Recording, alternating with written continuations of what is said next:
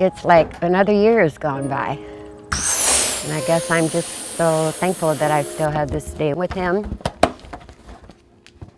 It's Michael's birthday today, and this is the 9th year that I've done this.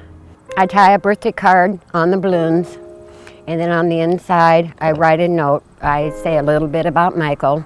I put my name and my address and my telephone number in the card and, ask if they would please get in touch with me.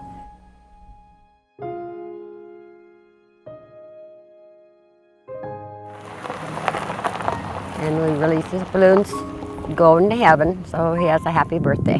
The first couple years was really hard. I would cry, but now it's just, I feel like it's my special time with Michael.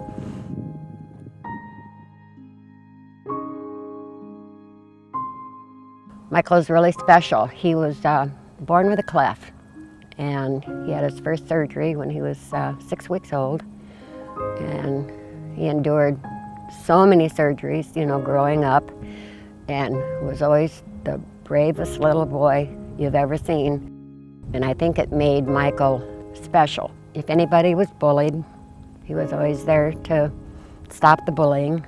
There just was nothing you could say against Michael, He had so many friends, and everybody loved him, and he was just a great kid.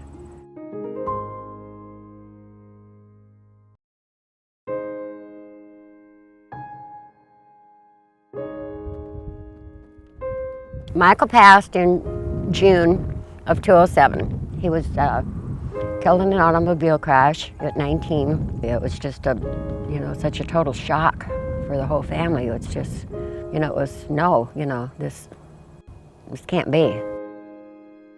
The only thing we could conclude is God took him early because he needed him. He needed him more than, I guess, than him being here on earth.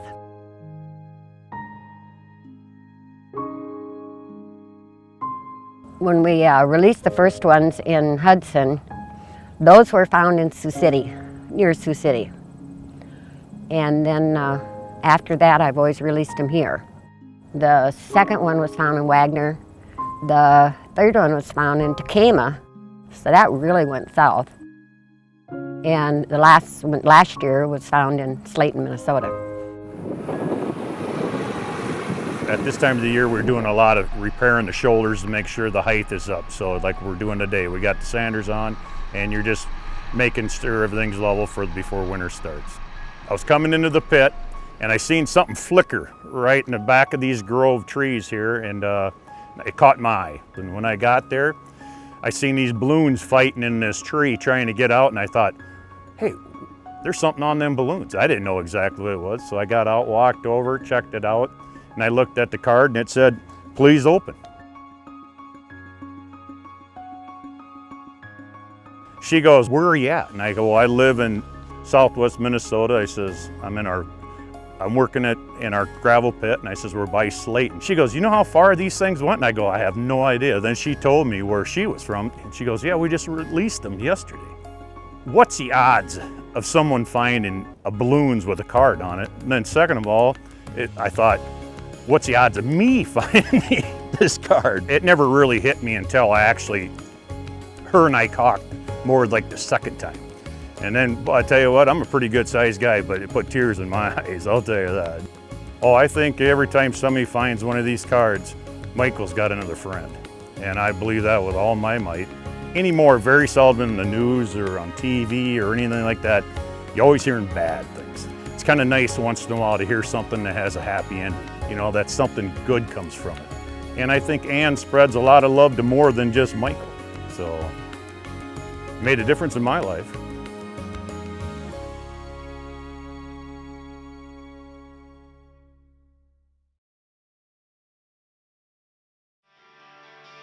Thanks for watching. You can find every episode of Midco Sports Magazine on YouTube.